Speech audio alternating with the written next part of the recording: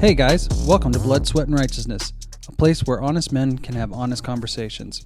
This podcast is part of the men's ministry of New City Church. My name is Jamie Reedy, and I'm joined today with Pastor Sean Cowan. Howdy, howdy. Good to see you guys. And with Mr. Terry Jones. How's everybody? How are you guys doing today? Great. Good. So, today we are going to talk about going on an adventure. So, when I'm kind of inspired by the scene from The Hobbit, when Bilbo Baggins is just kind of chilling in his own little world, and he gets called out of that world to go on this adventure, and he's just like, okay, yeah, that's good for you, but I'm just going to chill. I'm good here. I'm good.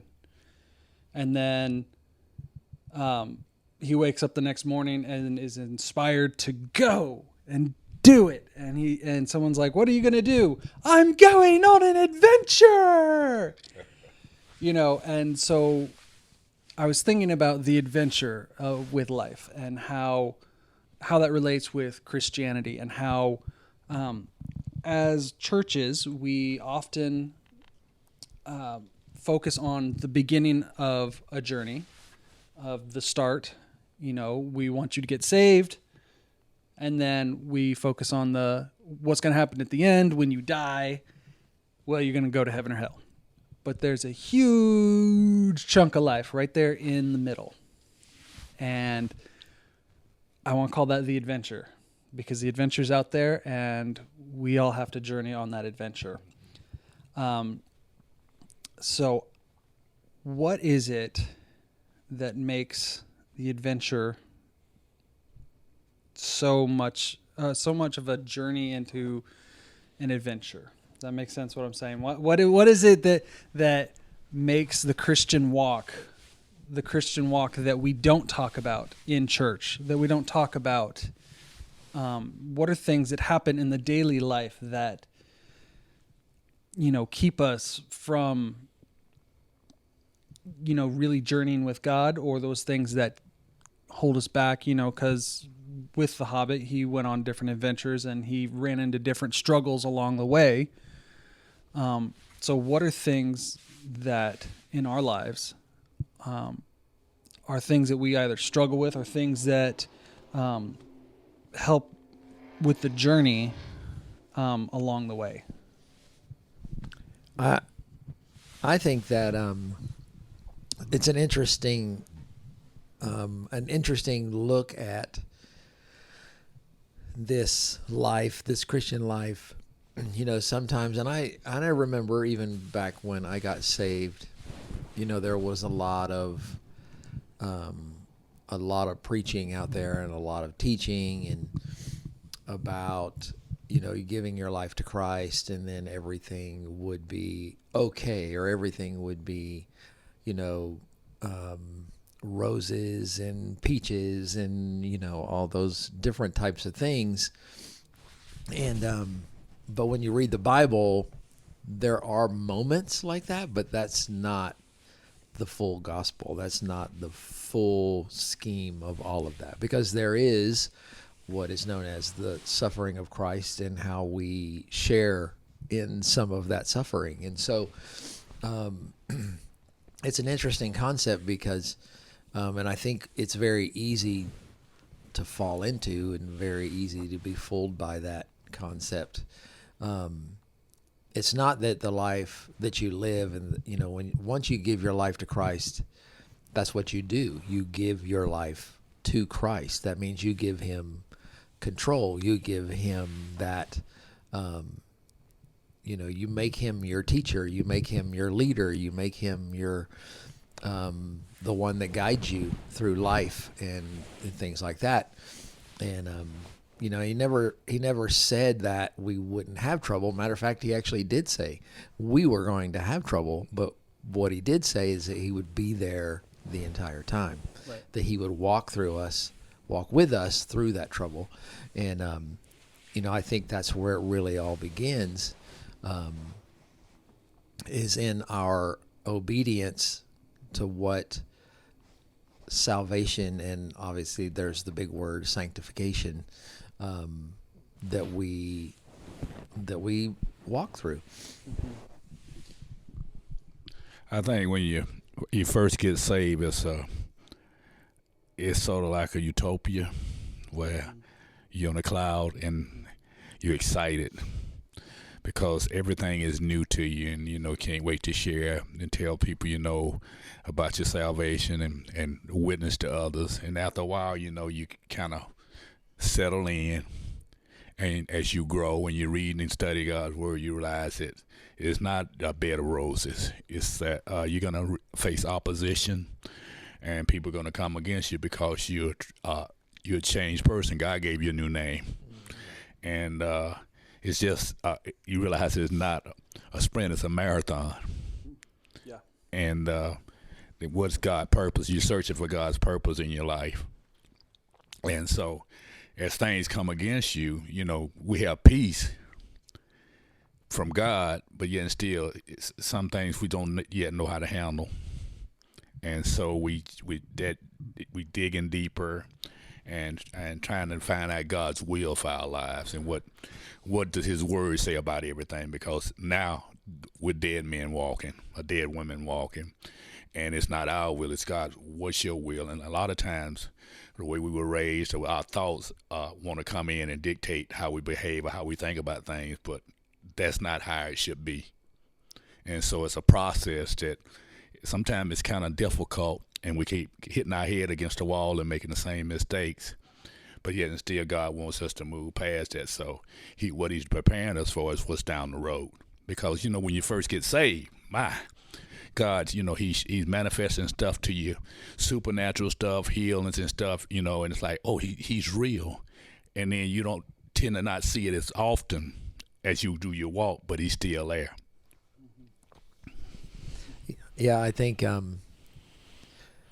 we have to bring in the idea that God is working in us and making us into the men of God that He desires for us to be. Yeah. Or in another way of saying that is to be more like Jesus. Right. And I think that's where what we call trouble, or we call pain, or we call suffering, or even some of the circumstances in our lives, God is helping us reach that. And I think a lot of times He just basically, in a sense, puts us in a place where we're not comfortable. Yeah. He puts us in a place where we're not in our comfort zone, or we're not in a place, something that we could do well. We have to step out and maybe say something that we didn't want to say, or, there's all different types of situations like that. And I do want to say that once I got saved and I really gave my life to Christ and I started following Him, I found myself doing things that I never thought that I would ever do. That's good.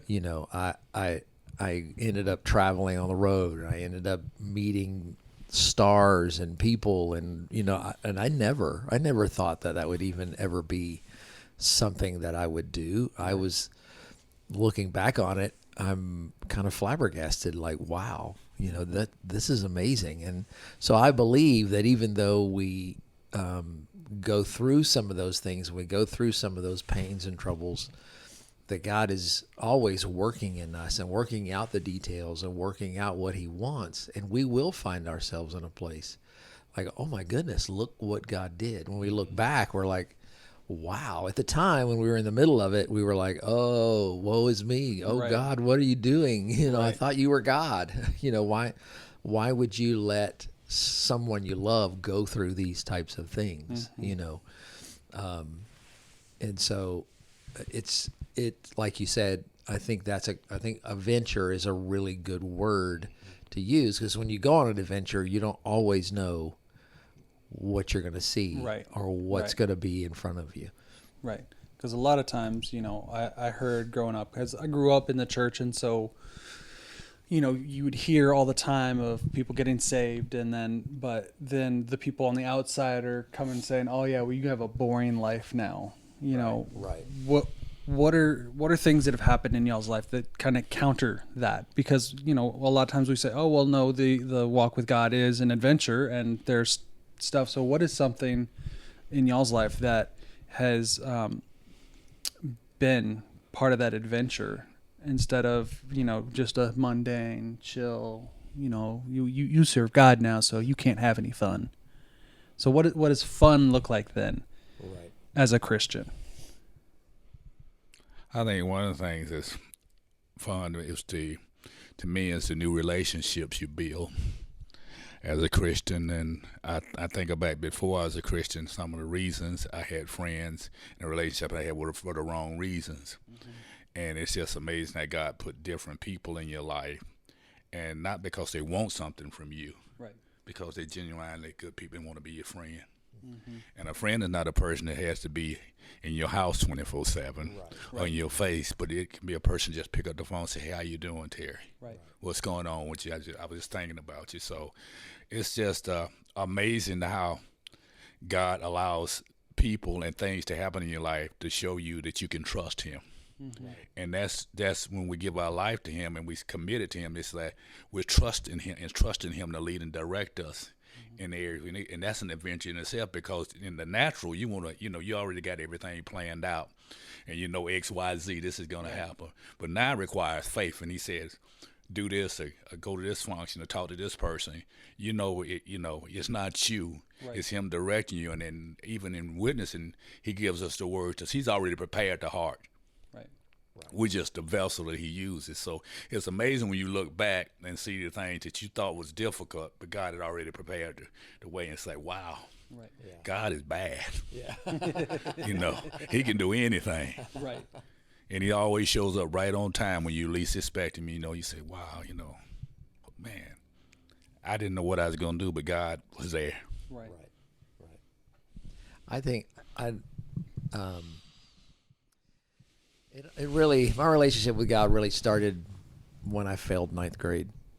That really, was one of those moments in my life where I woke up, it's like, okay, there is a reality to life that I need. I can't just be a jerk, all my life type of thing. And, or just sit around and do nothing. I mean, I failed home ec, that was, my attitude as far as school was concerned. And so once I realized all my friends were gone, they were all moving on, and so here I was. And then I really started getting serious about God and started worshiping him and, those types of things. And then when I turned 18, I really felt like the Lord was calling me to a Bible college that was 500 miles away from where I live, which I had never lived away from home before. And so it was a huge step for me and even for my parents to say, okay, we're going to let you go and live on your own. Right. Here it is.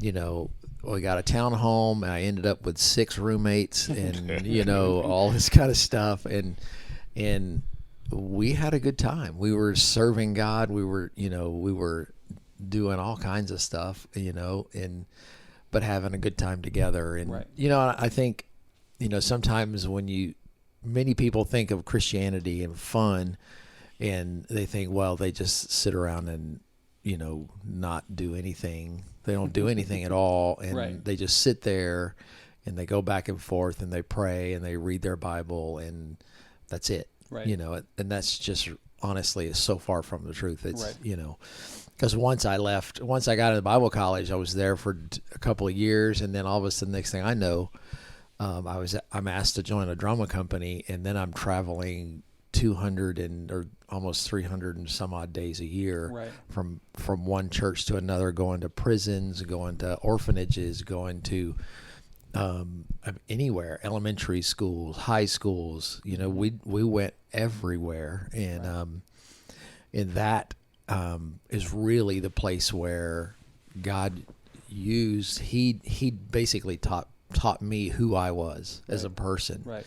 And once that happened, I realized, hey, I'm kind of a funny person. I'm kind of, this is something I can do, and growing up, I was a very backward person. I was very shy, very introverted. and all of that. And so I remember when they asked me to go, I was like, no, I'm not going. I don't want to do it, you know. I could not imagine you like that. It's kind of weird, I know. But I said yes, and the next thing I know, I'm on a bus and I'm traveling to California, and I get to California and these strange people pick me up. I'd never met any of them before in my life. Yeah. Pick me up in a van and they take me to a Holiday Inn, and they're doing a church service that night. And so they take me into this janitor's closet, and that's where I learned my first drama. It was right there in that closet. And then 30 minutes later, we're going out, and I did my first drama that night. That's awesome. And let me tell you something. I was scared to death to do all that. Right. But it was one of the funnest things Right. that I had ever done. Right. God had taken me out of my comfort zone and put me where he wanted me to be. Right. And then Right. once I was there, then it was the greatest thing in the world. It was Right. such a great experience. Right. And I can say, following him, yeah, there's been tough times. Yes, there's been suffering. Yes, there's been hard things. But yet at the same time, there's also been greater things that have happened in my life that have been so much fun. Right. And I have no complaints about that at all. Right. Yeah, and I think through, a lot of times you have people that say, "Oh, well, you can't have fun," so then they lean on their alcohol. Well, Right. you can't have alcohol, so you can't have fun anymore. You can't do drugs, so you Not can't have having fun fun. anymore. But all the time people are saying, "Well, Christianity is it's a crutch for your life." I'm like, but the reality is that alcohol, that addiction is just as much a crutch, if not so much more, because those things take away from your life, whereas the Christ pours into your life. Right. And I remember this, we took, I've been on several mission trips. So, getting to have an adventure in and of itself, within the adventure, of going to Venezuela. We went on a medical missions trip, and this one lady came up, and she was about 8 months pregnant. Baby hadn't moved in her stomach forever, and so all the doctors had diagnosed her as a miscarriage. And so we all just started praying for her and laid our hands on her, and then right before we finished, the baby kicked 3 times. Wow. And awesome. To have this be a part of something where someone has been declared dead, and then to see a miracle happen, that is so much more of a rush than any dropping from skydiving, dropping from a drop tower, any other fun that you can have. When you see the power of God, Yes. I think that'll give you more goosebumps, more of a chill than anything else you will ever experience in life. I think that's a big misnomer about being a Christian, that you can't have fun. Right. The fun comes without the residual, Right. the consequences of what you did. Like you said, drinking and drugs, all of that stuff. There's something comes behind that fun. Right. But with the fun in Christ, is blessings and rewards down the road. Even in the midst of doing it, I've had more fun since I got saved than I ever did before I got saved. Right. And it's just when you say fun, you say, yeah. The kind of fun I've had is like, first of all, having peace in your home. Mm-hmm.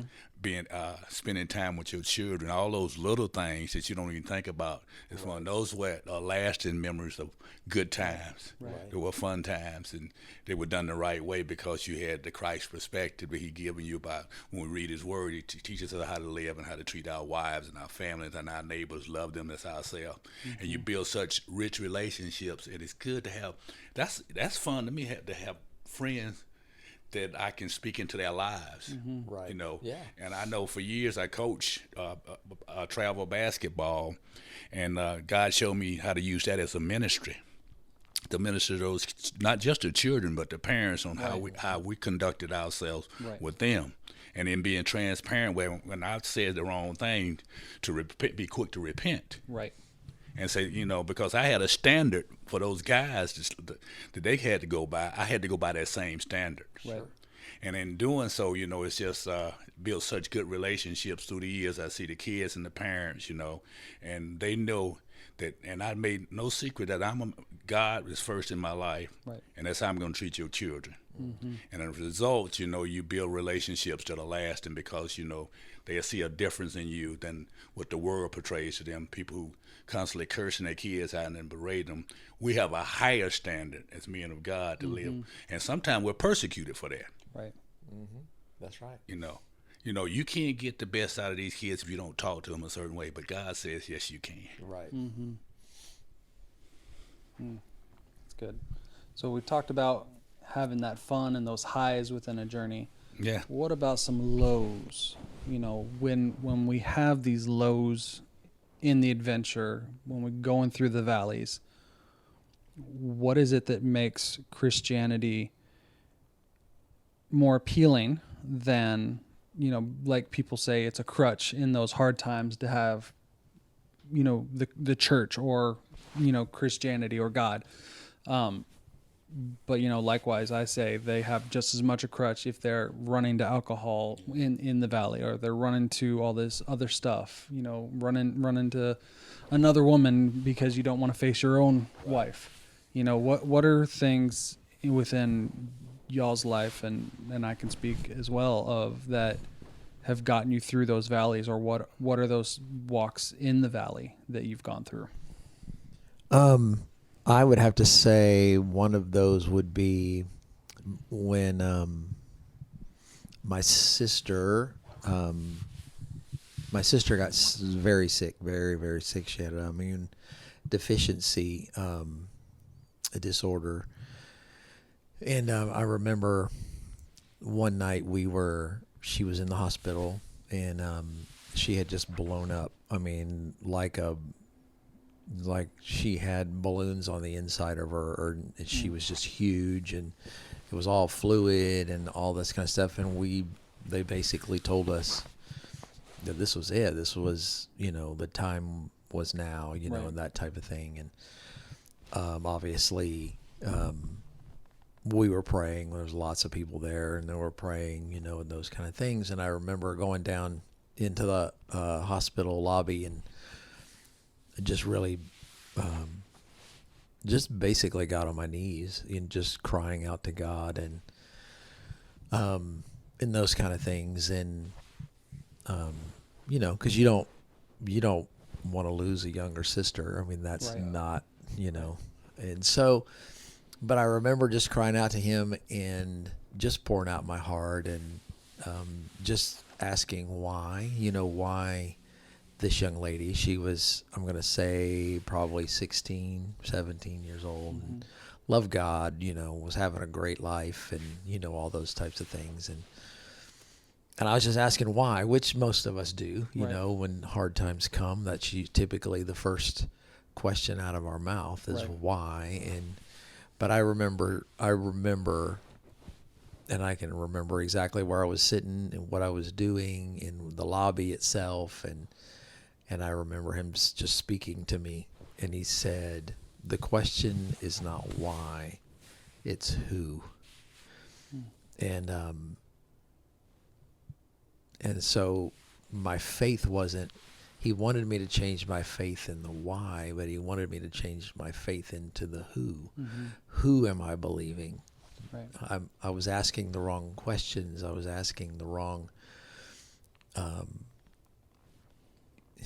It's because we really have to take a moment in those times and step back and say, because it challenges our faith. We have to say, who do I believe in? Mm.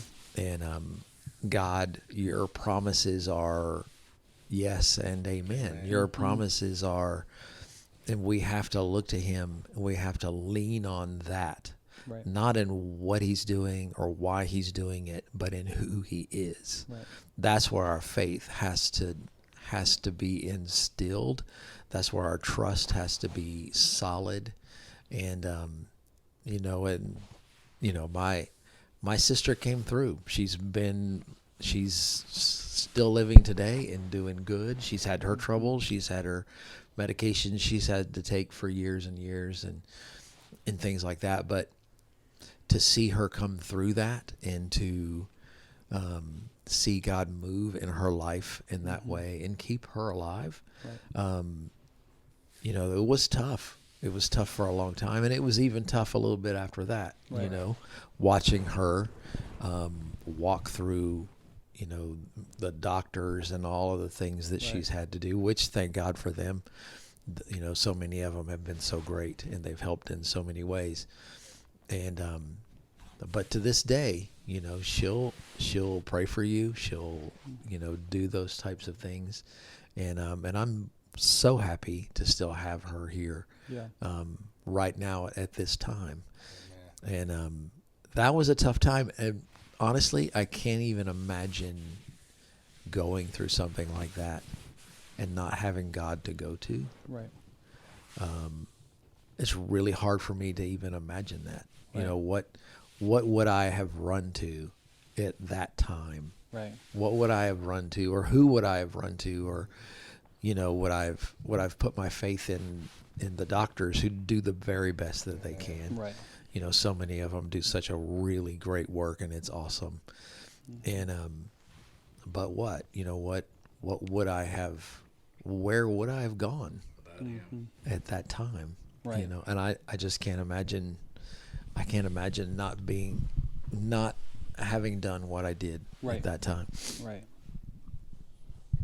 I was just thinking, when our loved ones are hurting, that's some of the lowest times in our lives, because you feel so helpless. Right.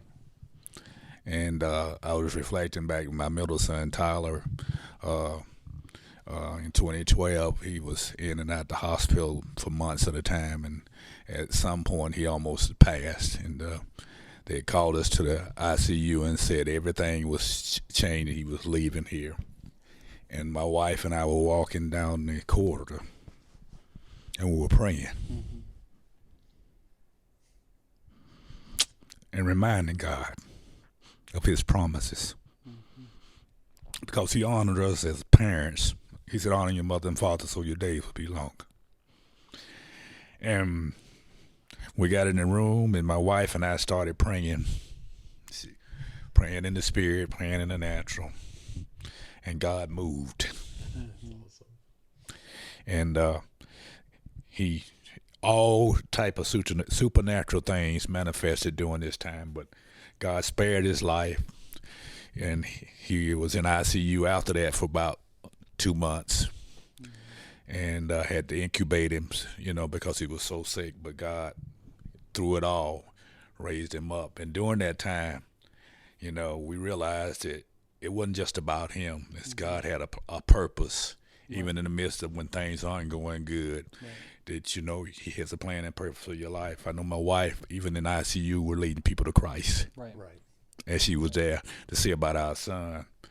But I just think back on how you sometimes, when you're down, you think you're the only one that's down, and you look around, you see people with circumstances worse than you. And in turn, it makes you grateful for where you are, even though may not be a good place. Right. But you count it all joy. Right. But God is, you know, when we're at our worst time and our lowest time, and he wants us to know that he cares. Right. And we can depend and trust him if we put our faith in him. But it's preparation that we take before that happens. It just don't happen overnight. And you're talking about that. We're talking about a journey. Right. And as we go through this walk, things gonna. He didn't say that we weren't gonna have trials and tribulation, but he did say he'd be with us. Right. Absolutely. Right. And it's so comforting to feel the presence of the God when you even don't understand why it's happening. Right. You know, you see people, not their kids never get sick, family, you know, they just go through life, everything seems, but you know what? That's their situation. It's not yours. Right. And understanding anytime something God allows, he has to allow it to happen. Right.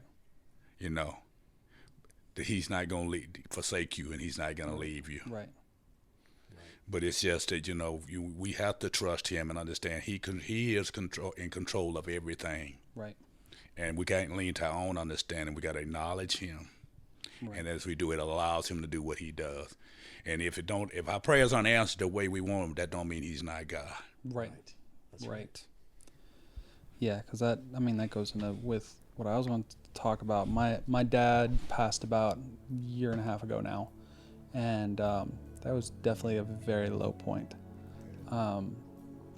Because I've walking with God on a daily basis. You're putting your trust in God and every little thing, but then when a loved one is being taken from you, it's a whole nother level of having to put trust in God. With my dad passing, he went in for surgery about 6 months before he actually passed. But on that night, in my heart, my dad died that day. Because he was kind of just the shell of himself after that surgery. But I'm completely inspired and in awe and in love with what my dad did on that final day. He took that last moment of his life to say, don't worry about me, let's worry about God.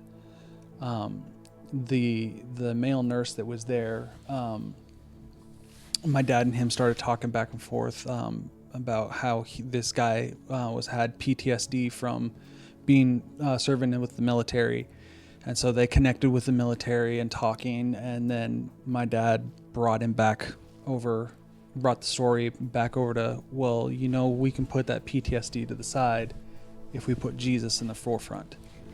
My dad is sitting here prepping to go on a surgery where they said you're probably not going to come out alive, and he's sitting there still, hey, Jesus is the answer for this hard thing that you're going through, and took the focus off of himself when he was in a very hard time and pointed it back to Jesus. And we actually prayed for that guy before we even went into surgery.